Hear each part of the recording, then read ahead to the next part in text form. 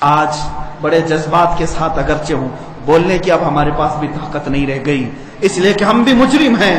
بارگاہ رب العزت میں اگر ہماری پکڑ ہو گئی کہ تمہاری جوانی کے دوران مصطفیٰ کریم صلی اللہ تعالی علیہ وسلم کی عزت پر حملے ہوتے تھے، تم کیا کہتے تھے، مجھے ڈر لگتا ہے آج یا کل اگر ہم مریں گے ہماری بھی لاشیں قبرستانوں میں جائیں گے، قبروں میں تو ہم اس نام سے جاتے ہیں کہ دیدار مصطفیٰ ہوگا، لیکن اے مسلمانوں اب کس نام سے ہم جائیں گے؟ رسول پاک صلی اللہ تعالی علیہ وسلم قبر میں تشریف لائے اور پھر اگر ہمیں دیکھ کر کے یہ فرمائیں تو ہی وہ ہے جو میرے نام کی گندی گالیاں سن کر کے ابھی قبر میں لیٹا ہے، ہمارے پاس کوئی جواب نہیں رہے۔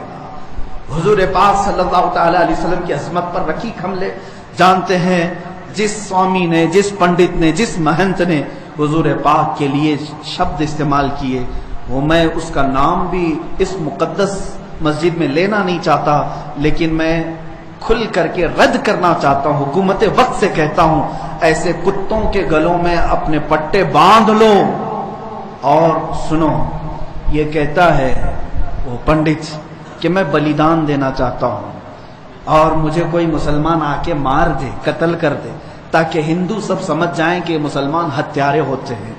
سن وہ خبیث مردود، تیرے خون کی ہمارے نزدیک کوئی قدر و قیمت نہیں ہے۔ جو لوگ یہ کہتے ہوں گے کہ اس کے سر کی اتنی قیمت اتنی قیمت، میں کہتا ہوں 5 پیسے کی بھی قیمت نہیں۔ اس سے بڑے نمرودوں کو اللہ نے مچھر سے ہلاک کیا ہے۔ دیکھنا تم جن کیڑوں کے ذریعے سے مرو گے وہ پوری دنیا کے لیے عبرت کا نشان بنو گے۔ میں یہاں پر اپنے نوجوانوں سے نہیں کہہ رہا ہوں، اس غلیظ خون کو اللہ ہی کافی ہے، اس غلیظ خون کے لیے، انتقام کے لیے اللہ کافی ہے۔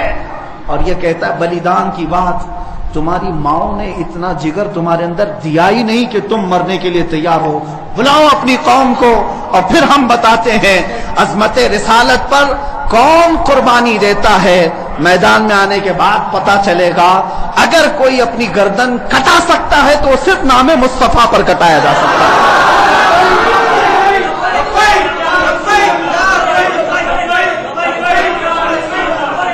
حسن یوسف پہ کٹی مصر میں انگشت زنا، سر کٹاتے ہیں تیرے نام پہ مردان عرب، وہ صحابہ کٹاتے تھے اور بتاتے تھے۔ آج اگر وہ پنڈت وہاں بیٹھ کر کے کہتا ہے کہ میں بلیدان دینا چاہتا ہوں، تو اپنی کوٹھے میں بیٹھ کر بلیدان دے لے تیرے اپنے گھر میں، لیکن میں جانتا ہوں کہ 1 لاکھ کیا، ابھی اگر میں ہندوستان کے نوجوانوں کو آواز دے دوں تو پوری دلی کی سرزمین بھر جائے گی انشاءاللہ العزیز، سارے نوجوانوں کے سر بھی وہاں پر لہرائیں گے۔ میں انشاءاللہ عنقریب اعلان کرنے والا ہوں کہ اے نوجوانوں، کیا تم میری اس بات پر لبیک کہتے ہو کہ کیا تم میری اس بات پر آواز دے کر لبیک کہتے ہو کہ اگر حکومت وقت نے اس ملعون کو گرفتار نہیں کیا یا عظمت رسالت پر بھونکنے والوں کے گلے میں پٹا نہیں ڈالا تو ہندوستان کے ہر کونے سے مسلمان اپنے سر پر کفن باندھ کر دلی پہنچے؟ آپ تیار ہیں اس بات کے لیے؟ انشاءاللہ العزیز اگر سر کٹے گا، اے مسلمانوں گھبرانا نہیں، سب سے پہلے اس فقیر کا سر جائے گا انشاءاللہ، سب سے پہلے ہماری گردن کٹے گی۔ اور یہ مرنا تو ہے ہی آج یا کل، اپنے بستر پر ایڑیاں رگڑ رگڑ کر مرنے سے تو بہتر ہے میرے مصطفیٰ کی عظمت کا پرچم بلند کر کے دنیا سے جائے، اس لیے کہ فرشتے بھی ہماری لاشوں کے استقبال کے لیے تیار، فرشتے بھی ہماری لاشوں کے استقبال کے لیے تیار ہوں، اس لیے کہ فرشتے بھی یہ کہیں گے یہ عام آدمی کی لاش نہیں آ رہی ہے، میرے نبی پاک پر اپنا خون نچھاور کرنے والا آ رہا ہے۔ اور انشاءاللہ العزیز انشاءاللہ وہ پنڈت اپنے بزدلوں کو جمع کرنے کی کوشش کر رہا ہے، اور ابھی میں نے دیکھا ایک ویڈیو نشر کر کے وہ کہتا ہے ہندو بھائیوں سے میں کہتا ہوں کہ تم اپنی قربانی کے لیے تیار ہو جاؤ، کیوں زہر پھیلا رہے ہو، کیوں زہر پھیلا رہے ہو ہندوستان میں؟ ہم نے کبھی لڑنے کا یا جہاد کا اعلان نہیں کیا، اب تک ہمارے کسی عالم نے اعلان نہیں کیا۔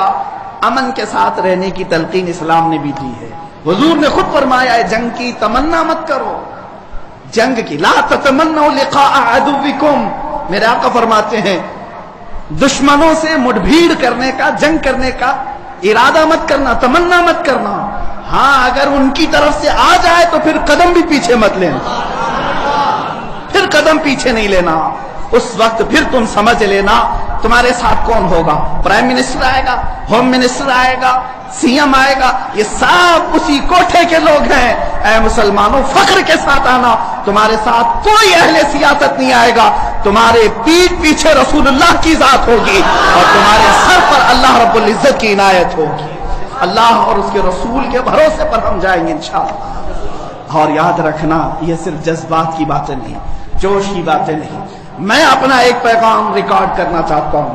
اگر اس ملعون اور اس خبیث نمرود کی اولاد تک میری یہ بات پہنچ سکتی ہے تو پہنچا دی جائے. تم نے بہت بھونک لیا اپنی مندر میں بیٹھ کر کے، تم پریس کلب آف انڈیا میں بیٹھ کر کے بہت بھونک لیے. کتے آپس میں اپنی گلی میں بہت بھونکتے ہیں. میرے اس میسج کو اس ملعون تک پہنچا دیں. اگر ذرا برابر بھی دم خم ہے تمہارے اندر، تمہاری ماں نے اگر دودھ پلایا ہے تم کو، تو اب میں مناظرے کا چیلنج نہیں دے رہا ہوں، ڈیبیٹ بھی نہیں کروں گا، بات چیت بھی نہیں کروں گا. آؤ میں اعلان کرتا ہوں 8 دن کے اندر تم دلی پہنچو، کسی میدان میں پہنچو، اپنی ساری مقدس کتابیں لے کر کے آؤ. انشاءاللہ العزیز یہ فقیر قرآن پاک لے کر حاضر ہوگا. ہم آئیں گے، تم اپنے سارے گرو گھنٹالوں کو لے کر جمع ہو جاؤ. میں مناظرے کا چیلنج نہیں دے رہا ہوں، توجہ چاہتا ہوں. میں ڈیبیٹ کرنے کی بات ہی نہیں کر رہا ہوں. یہ نیوز اینکر جتنے دجالی میڈیا وہ بھی سن لیں، اپنے ڈیسک پر بیٹھ کر کے ٹٹو لوگوں کو لڑاتے رہتے ہیں وہ بھی سن لیں. قرآن، اسلام، رسول کی ذات پر حملے کرانے کے لیے زرخرید لوگوں کو بٹھاتے ہیں، وہ بھی سارے نیوز اینکر، یہ پنڈت سب جمع ہو جائے میدان میں. یہ فقیر قادری حاضر ہوگا. ایک بڑی آگ جلائی جائے، آگ لگائی جائے. میں اس سے کہتا ہوں میں بھی آگ میں داخل ہوں گا، تو بھی آگ میں داخل ہو جا. جو سلامت رہے گا اس کا دین حق پہچانا جائے گا.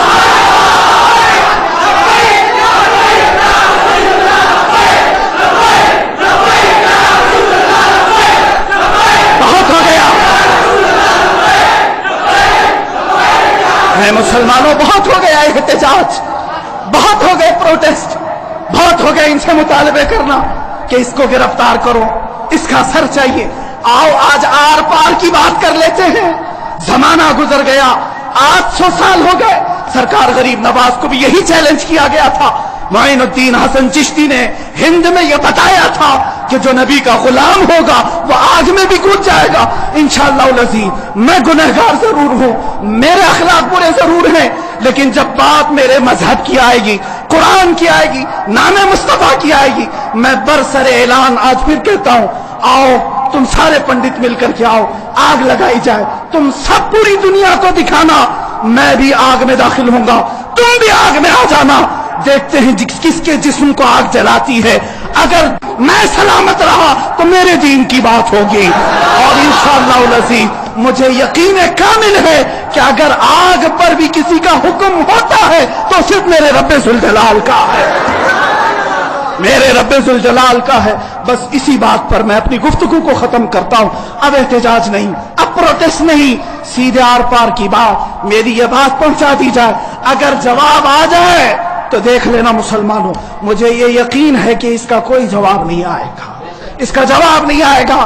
ہجڑوں کے پاس اس طرح کی کوئی بات کا جواب نہیں ہوتا. ان کی ماں نے اتنا دودھ ہی نہیں پلایا.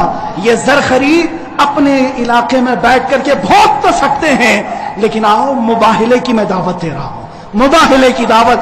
قرآن نے بھی میرے مصطفیٰ کو مباہلہ کرنے کا حکم دیا تھا. جب عیسائیوں نے بہت باتیں کی تو رب تعالیٰ نے فرمایا اے رسول فقل تعالوا ندعو ابناءنا وابناءکم ونساءنا ونساءکم وانفسنا وانفسکم ثم نبتہل فنجعل لعنت اللہ علی الکاذبین. اے رسول ان کو بلا لیں، آپ اپنے بیٹے بیٹیوں کو لے کر کے آئیں، اپنی عورتوں کو لے کر کے آئیں اور خود جائیں اور ان سے بھی کہیں کہ تم بھی اپنے بیٹے بیٹیاں لے آؤ، اپنی عورتیں لے آؤ. بیٹھیں گے میدان میں، اللہ سے دعا کریں گے کہ جو جھوٹا ہے اس پر لعنت بھیج. اتنا ہی میرے آقا کو حکم آیا تھا. حضور گئے نجران کے عیسائیوں کے پاس، چلو بلاؤ، مباہلہ کرتے ہیں. ایک مناظرہ ہوتا ہے جو ڈیبیٹ کیا جاتا ہے، مباہلے میں ڈیبیٹ نہیں، سیدھے میدان میں عمل کے میدان میں بات نہیں کی جاتی. حضور آئے کس کو لے کر؟ سیدہ کائنات فاطمۃ الزہرا، حسن مجتبیٰ کو، حسین اعظم کو، مولا علی کرم اللہ وجہہ کریم کو. 5 لوگ آئے تھے. نجران کے عیسائیوں نے پہلے تو مان لیا تھا چیلنج. جب یہ نورانی چہرے دیکھے تو عیسائیوں کے ایک بوڑھے پادری نے کہا، اے نادانو، کس کو تم نے مباہلے کے لیے بلا لیا؟ اگر اس رسول نے ہاتھ اٹھا دیا تو قیامت تک تمہاری نسلیں باقی نہیں رہیں گی.